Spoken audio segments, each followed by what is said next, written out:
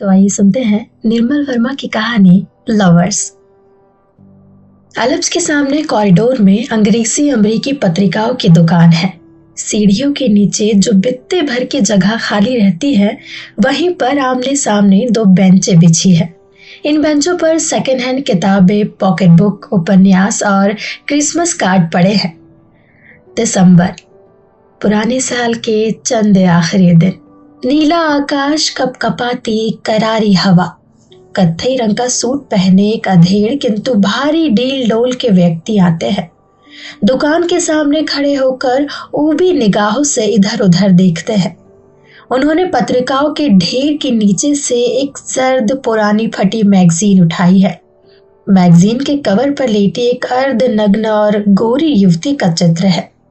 वो ये चित्र दुकान पर बैठे लड़के को दिखाते हैं और आंख मार कर हंसते हैं।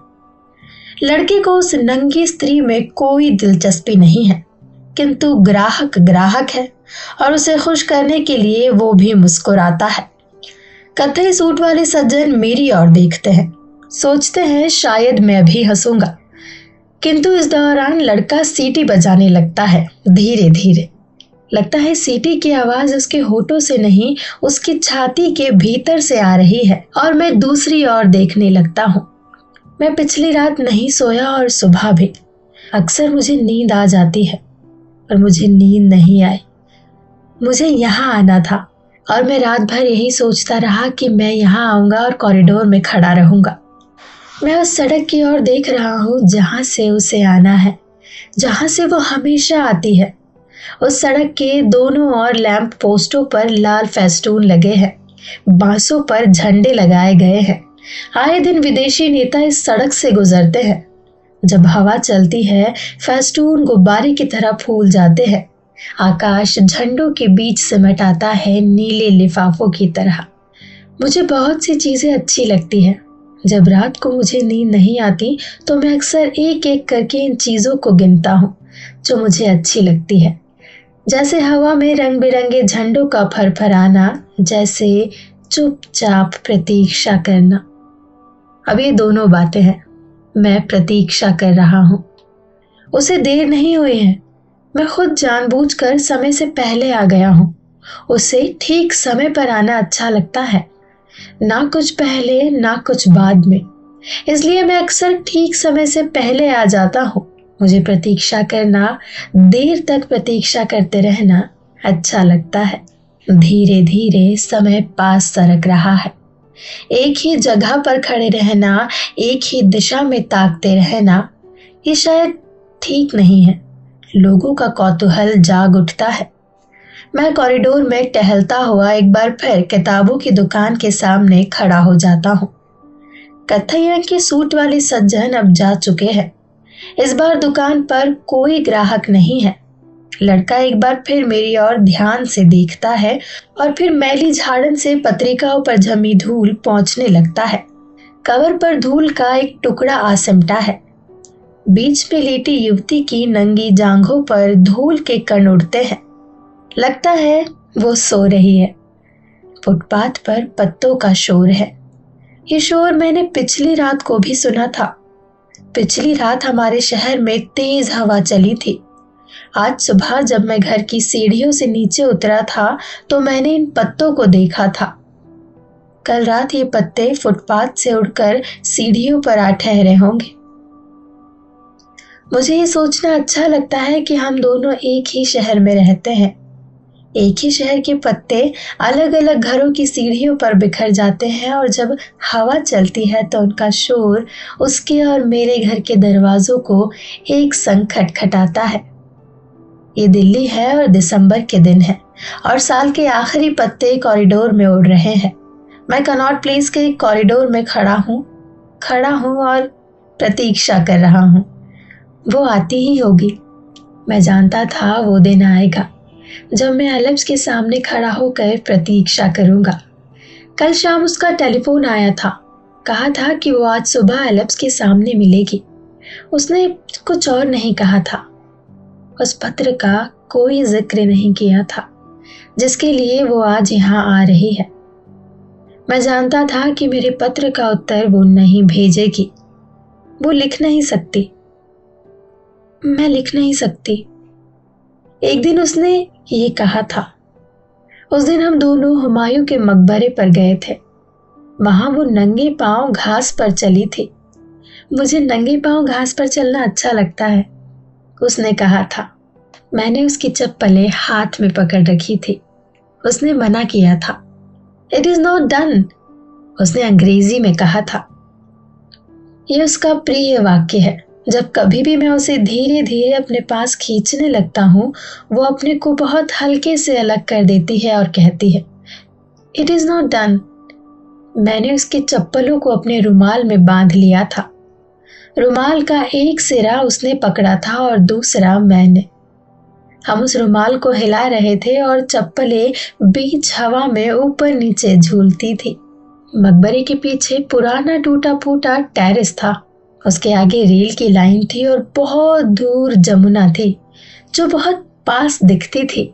उसके नंगे सांवले पैरों पर घास के भूरे तिनके और बजरी के दाने चिपक गए थे। मेरी ऐनक पर धूल जमा हो गई थी, लेकिन मैं रुमाल से उसको नहीं पोंछ सकता था क्योंकि रुमाल में चप्पलें बंधी थी और उसके पांव अभी तक नंगे थे। तब मैंने उसकी नाबी साड़ी के पल्ले से अपनी ऐनक के शीशे साफ किए थे। वो नीचे झुकाई थी और उसने धीरे से पूछा था, तुम यहाँ कभी पहले आए थे? हाँ, अपने दोस्तों के संग। क्या किया था? उसने मेरी और छपकती आंखों से देखा। दिन भर फ्लैश खेली थी, मैंने कहा। और क्या किया था? उसके स्वर में आग्रह था। शाम को बियर पी थी, वो गर्मी के दिन थे। तुम पीते हो? हाँ, पीता तो हूं। किसी ने देखा नहीं? नहीं नहीं नहीं, अंधेरा होने पर पी थी और जाने से पहले बोतलें नीचे फेंक दी थी। नीचे कहाँ? टेरेस के नीचे। टेरेस के नीचे रेलवे लाइन है, जमुना है जो बहुत दूर है और बीच में पुराने किले के खंडर है।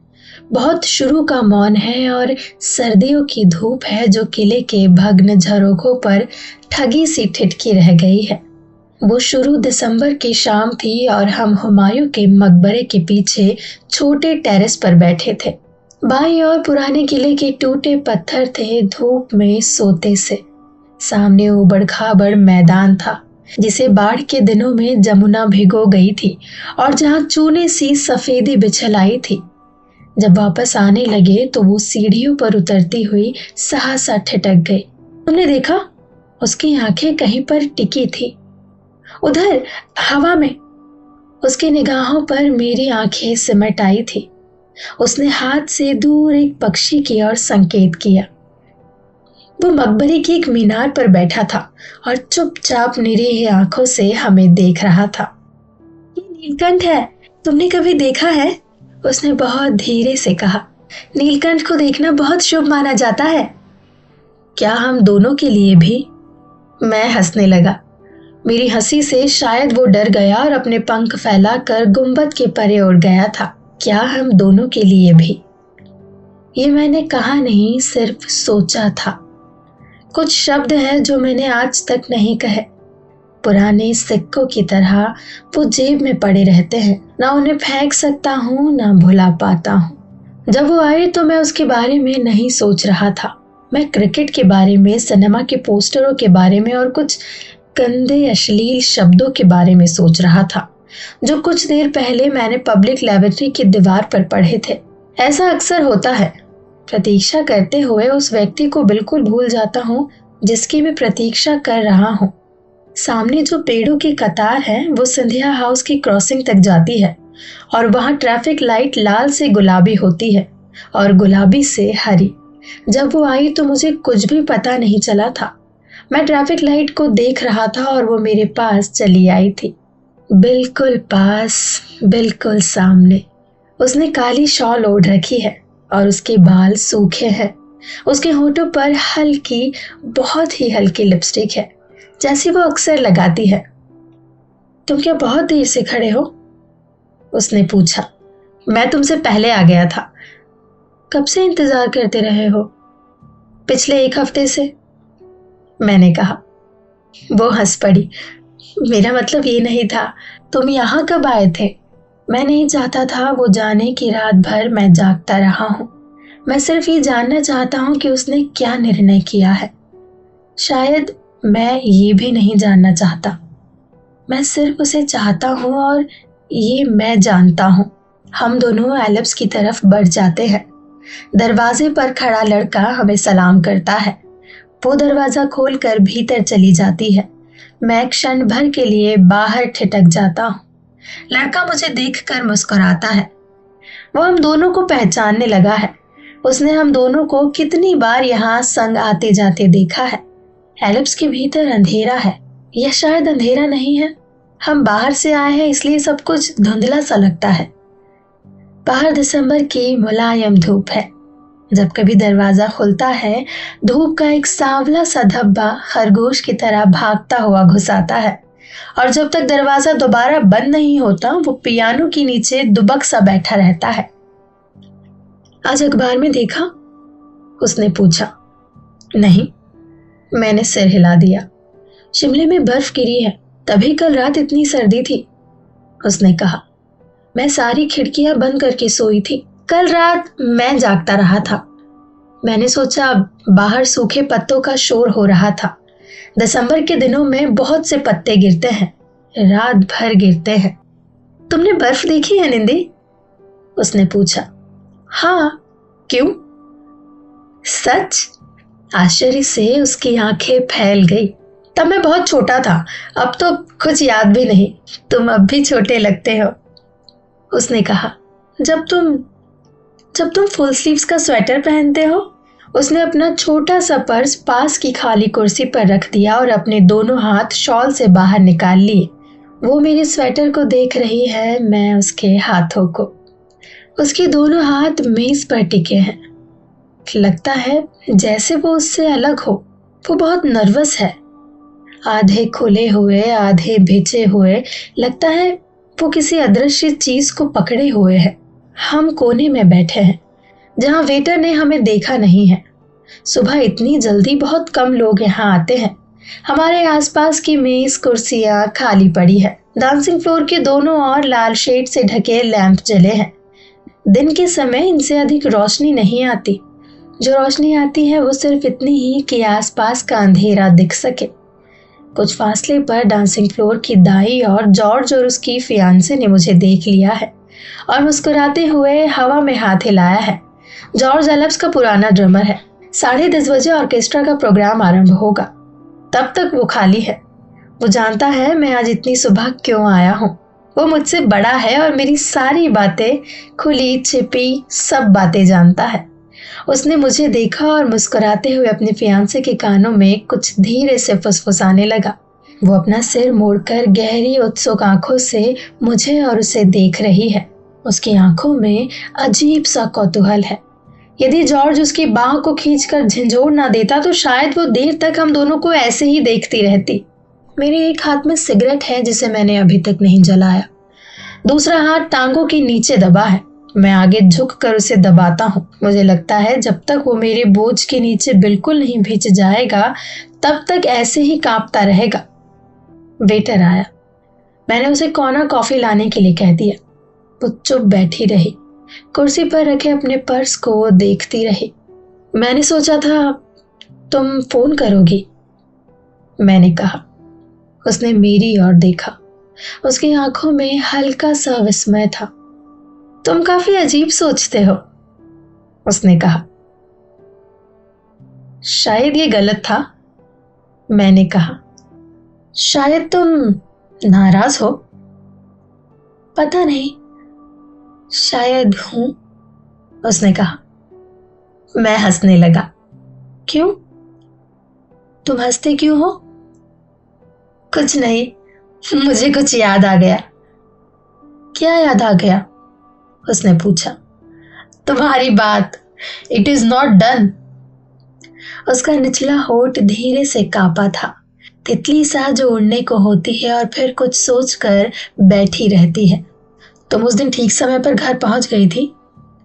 किस दिन? जब हम हुमायूं के मकबरे से लौटे थे। ना, बस नहीं मिली। बहुत देर बाद स्कूटर लेना पड़ा। उस रात बड़ा अजीब सा लग रहा था। कैसा अजीब सा? मैंने पूछा। देर तक नींद नहीं आई, उसने कहा। देर तक मैं उस नीलकंठ के बारे में सोचती रही जो हमने उस दिन देखा था मकबरे के गुंबद पर। मुझे वो शाम याद आती है। उस शाम हम पवेलियन के पीछे टेरेस पर बैठे थे। मेरे रुमाल में उसकी चप्पलें बंधी थी और उसके पांव नंगे थे। घास पर चलने से वे गीले हो गए थे और उन पर बजरी के 2-4 लाल दाने चिपके रह गए थे। अब वो शाम बहुत दूर लगती है। उस शाम एक धुंधली सी आकांक्षा आई थी और मैं डर गया था। लगता है आज वो डर हम दोनों का है। गेंद की तरह कभी उसके पास जाता है, कभी मेरे पास। वो अपनी घबराहट को दबाने का प्रयत्न कर रही है जिसे मैं नहीं देख रहा। मेज के नीचे कुर्सी पर भींचा मेरा हाथ कांप रहा है जिसे वो नहीं देख सकती। हम केवल एक दूसरे की ओर देख सकते हैं और ये जानते हैं कि ये मरते वर्ष के कुछ आखिरी दिन है और बाहर दिसंबर के उन पीले पत्तों का शोर है जो दिल्ली की तमाम सड़कों पर धीरे धीरे झर रहे हैं। मुझे लगता है जैसे मैं वो सब कुछ कह दूं जो मैं पिछले हफ्ते के दौरान में सड़क पर चलते हुए, बस की प्रतीक्षा करते हुए, रात को सोने से पहले और सोते हुए पलछिन सोचता रहा हूं, अपने से कहता रहा हूं। मैं भूला नहीं हूं। कुछ चीजें हैं जो हमेशा साथ रहती है, उन्हें याद रखना नहीं होता।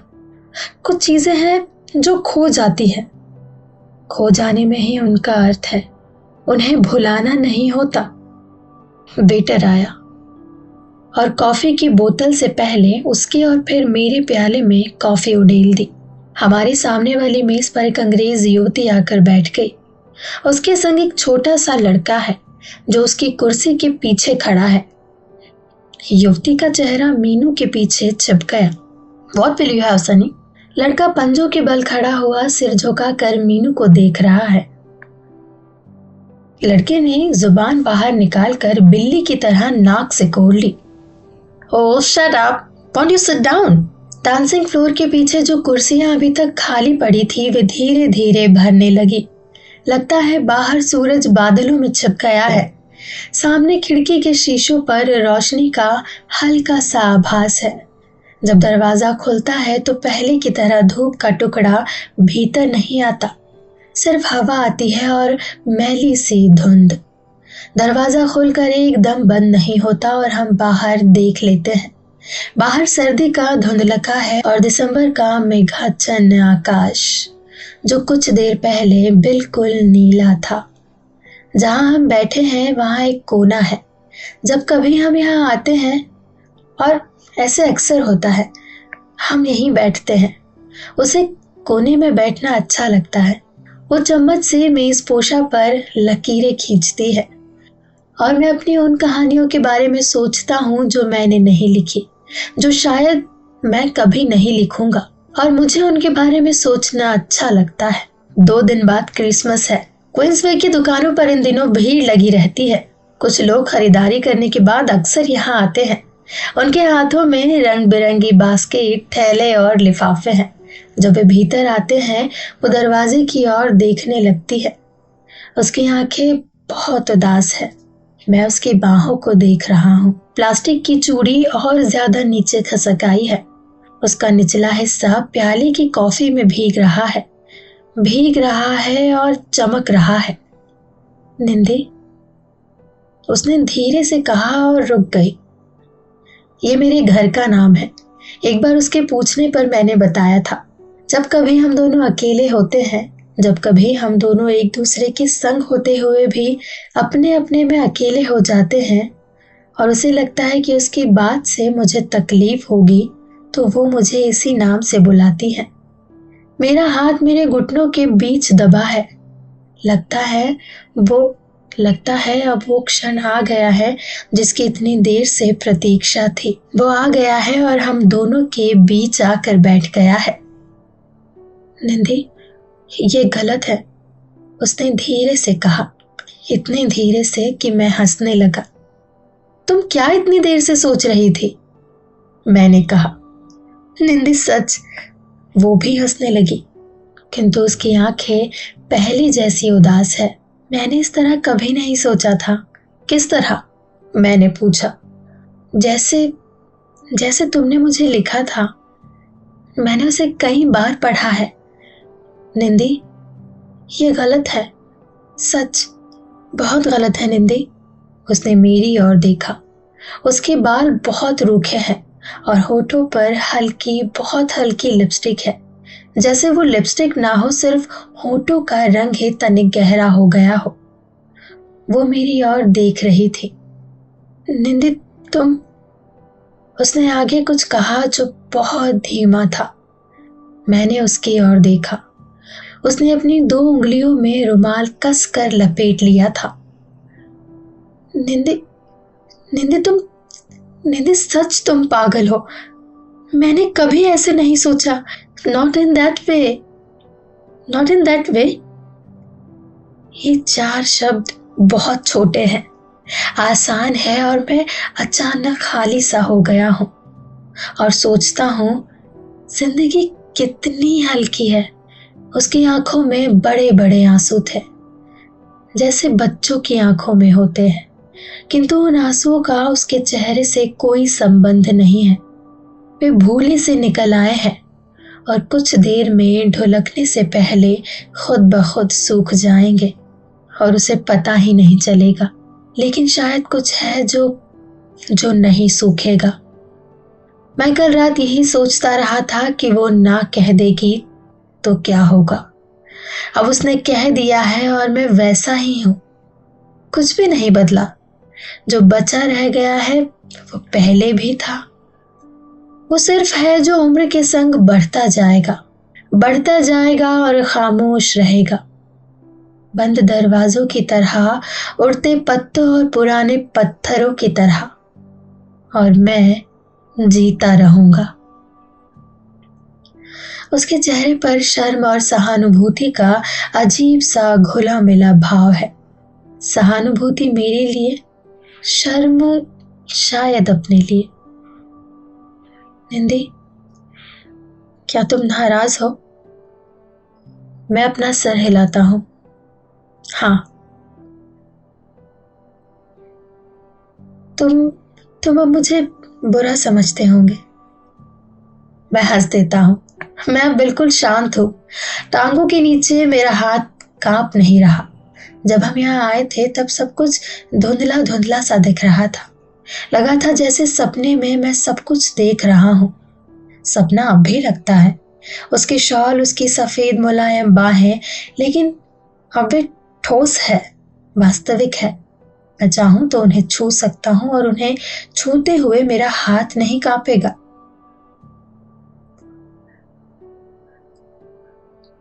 निंदी, we can be friends, can't we? उसने अंग्रेजी में कहा। जब वो किसी बात से बहुत जल्दी घबरा जाती है तो हमेशा अंग्रेजी में बोलती है और मुझे उसकी ये घबराहट अच्छी लगती है। मैं कुछ भी नहीं कहता, क्योंकि कुछ भी कहना कोई मानी नहीं रखता, और ये मुझे मालूम है कि जो कुछ मैं कहूंगा वो नहीं होगा। जो कुछ कहना चाहता हूं वो शब्दों से अलग है। इसलिए 15-20 वर्ष के बाद जब मैं दिसंबर की इस सुबह को याद करूंगा तो शब्दों के सहारे नहीं, याद करने पर बहुत सी बेकार निरर्थक चीजें याद आएंगी। जैसे वो क्रिसमस के 2 दिन पहले की सुबह थी। हम एलिप्स में बैठे थे और बाहर दिसंबर के पीले पत्ते हवा में झरते रहे थे। क्योंकि ये कहानी नहीं है, ये कुछ ऐसी बातें हैं जिनकी कहानी कभी नहीं बनती। यही कारण है कि मैं बार बार मन ही मन दोहरा रहा हूं।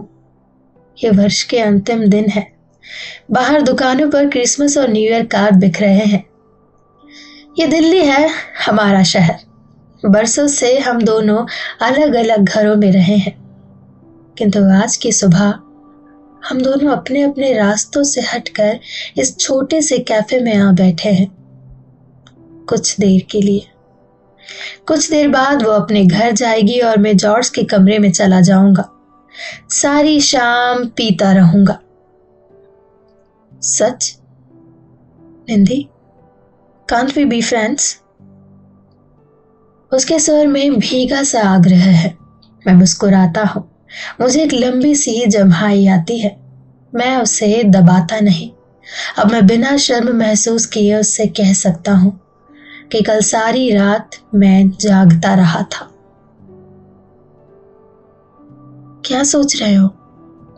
उसने पूछा। बर्फ के बारे में, मैंने कहा। तुमने कहा था कि शिमले में कल बर्फ गिरी थी। हाँ, मैंने अखबार में पढ़ा था और मैं देर तक तुम्हारे बारे में सोचती रही थी। रात भर बर्फ गिरती रही थी और मुझे पता भी नहीं चला था। इसलिए कल रात इतनी सर्दी थी। मैं अपने कमरे की सारी खिड़कियां बंद करके सोई थी। उसने कहा। जब कभी शिमले में बर्फ गिरती है तो दिल्ली में अक्सर ठंडी बढ़ जाती है। कुछ देर पहले मैं एलिप्स के आगे खड़ा था। मैं पहले आ गया था और ट्रैफिक लाइट को देखता रहा था। मैंने 10 तक गिनती गिनी थी। सोचा था यदि 10 तक पहुंचते पहुंचते बत्ती का रंग हरा हो जाएगा तो वो हाँ कहेगी, नहीं तो नहीं। किंतु अब मैं शांत हूं। और निंदी, उसने कहा, तुमने यदि पत्र में ना लिखा होता तो अच्छा रहता। अब हम वैसे नहीं रह सकेंगे जैसे पहले थे। और मैं जागता रहा था। मैंने सोचा तुमने नहीं सुना। कल रात देर तक दिल्ली की सूनी सड़कों पर पत्ते भागते रहे थे। मैंने कहा। मैं खिड़कियां बंद करके सो गई थी। उसने कहा। और मुझे सपने में हुमायूं का मकबरा दिखाई दिया था। तुम जोर से हंसे थे और बेचारा नीलकंठ डर से उड़ गया था।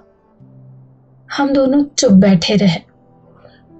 कुछ देर बाद उसकी पलकें ऊपर उठी।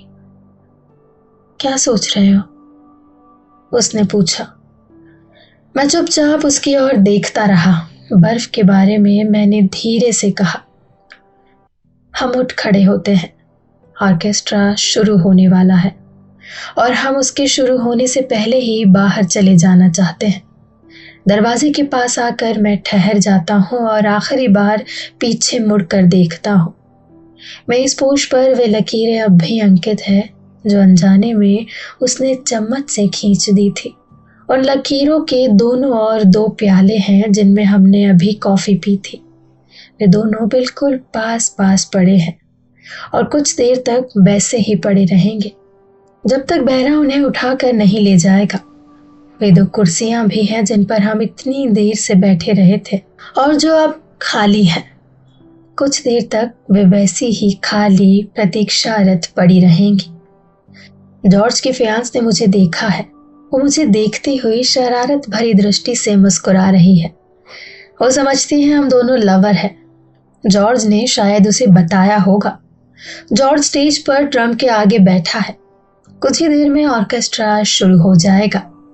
जॉर्ज ने मुझे देख लिया है। वो धीरे से ड्रमस्टिक हवा में घुमाता है। गुड लक, उसने कहा और धीरे से आंख दबा दी।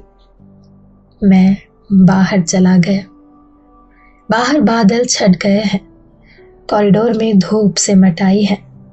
एलिप्स के बाहर अंग्रेजी पत्रिकाओं की दुकान पर कुछ लोग जमा हो गए हैं। सामने क्वींसवे की दुकानों के आगे भीड़ लगी है। क्रिसमस रिडक्शन सेल की तख्तियों पर टंगे रंग बिरंगे रिबन हवा चलने से फरफराते लगते हैं। उनके पीछे दिसंबर का नीला आकाश फैला है।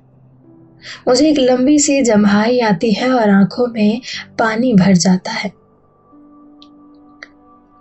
क्या बात है? उसने पूछा।